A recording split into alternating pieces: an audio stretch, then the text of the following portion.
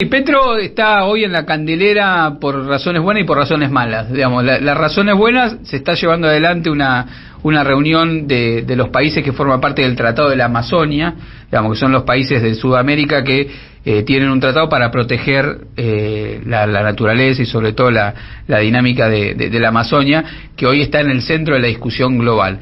Ahora, estas iniciativas positivas que tiene Petro, como esta y varias más que vamos a mencionar, están cercenadas en su legitimidad por una serie de conflictos, escándalos de legitimidad que fue atravesando el gobierno de Petro. El último de ellos, el más notorio, el más grave, si se quiere también, es la acusación, la imputación al hijo de Gustavo Petro por cargos de enriquecimiento ilícito y lavado de activos, que fueron levantados por la Fiscalía General de Colombia, y subrayo esto, ahora vamos a volver a la figura del fiscal general, contra el hijo de Gustavo Petro y su esposa. El hijo de Gustavo Petro, digamos, se allanó a la ley para comparecer frente a estos tribunales, lo cual generó una reacción también de la opinión pública en términos de el grado de vinculación que con estos supuestos ilícitos que está siendo investigado el hijo de Petro tenía el propio Petro. Ahí sobre todo lo que la derecha y la oposición colombiana lo que intentan construir como relato, que hay que ver si lo pueden probar en la justicia, es que ese lavado de dinero y que esos activos ilícitos sirvieron para financiar la campaña presidencial de Petro. Y el otro paso que pretenden dar es que además estaban vinculados con el narcotráfico. Esto está lejos de poderse probar. Hasta ahora ha habido dos hechos digamos que han saltado a la luz, que vinculan al entorno de Petro con un cierto financiamiento ilícito. El primero fue la de su ex secretaria privada, que tenía un vínculo con el embajador colombiano en Venezuela, que ese escándalo estalló hace 2 meses, y ahora el escándalo vinculado con el hijo. ¿En qué contexto se produce estas acusaciones o estos escándalos de corrupción contra Petro? En un contexto donde el escenario político en Colombia cambió abruptamente. ¿Y cambió por qué? Porque Petro había construido una gran alianza para llegar al gobierno, que se llamaba el Pacto Histórico, que reunía a sectores de la izquierda colombiana, movimientos sociales, que representaba un cambio histórico para Colombia. La llegada de un gobierno de izquierda a un país después de 50 años realmente es un cambio histórico. Cuando inició su gobierno, él fue más allá que esa alianza de izquierda para consolidarse, y convocó a sectores de la derecha incluso a que se integren en su gobierno. Con esa alianza ampliada, digamos, ¿no?, con esa alianza de Colombia Humana más sectores de la derecha, él pudo aquietar los fantasmas respecto de lo que podía suceder con la llegada de un gobierno de izquierda a Colombia, generar confianza en los sectores empresarios e implementar algunas reformas que él tenía en carpeta. Básicamente pudo implementar una reforma tributaria, pudo avanzar mucho en la agenda de paz con la FARC y con otras milicias que había firmado el presidente Santos, pero que después el gobierno de derecha que lo siguió la suspendió.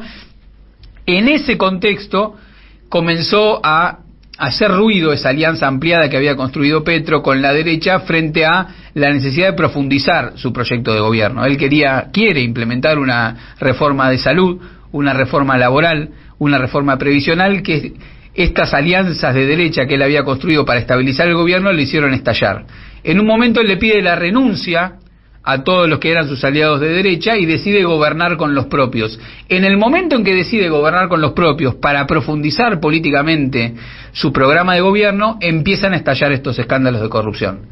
Entonces hay que entenderlo en ese contexto también. Bien. Impulsado sobre todo por el fiscal general, que es una figura nombrada por el expresidente Uribe y alineada políticamente con la derecha. Entonces, independientemente de la veracidad o no, que habrá que probar en la justicia, digamos, la culpabilidad eventual que tenga el hijo de Petro y el vínculo o no que haya tenido con Petro, hay que señalar que este contexto de escándalos de corrupción que le quitan legitimidad a Petro se produce en el momento en que él decidió profundizar políticamente la agenda de reformas sociales por las cuales él había llegado al gobierno, y profundizar también la agenda de paz, no solamente con la FARC, sino también con el ELN. Entonces hay que entenderlo en ese contexto político también. ¿Y qué es lo que él está saliendo a decir? Digo, me imagino estar apoyando la postura de su hijo. Bueno, concretamente, ¿qué es lo que está... ¿Qué postura tomó Petro? No, Petro, en declaraciones que ha hecho por las redes sociales y que ha hecho por los medios, ha salido a decir que él no va a poner ningún límite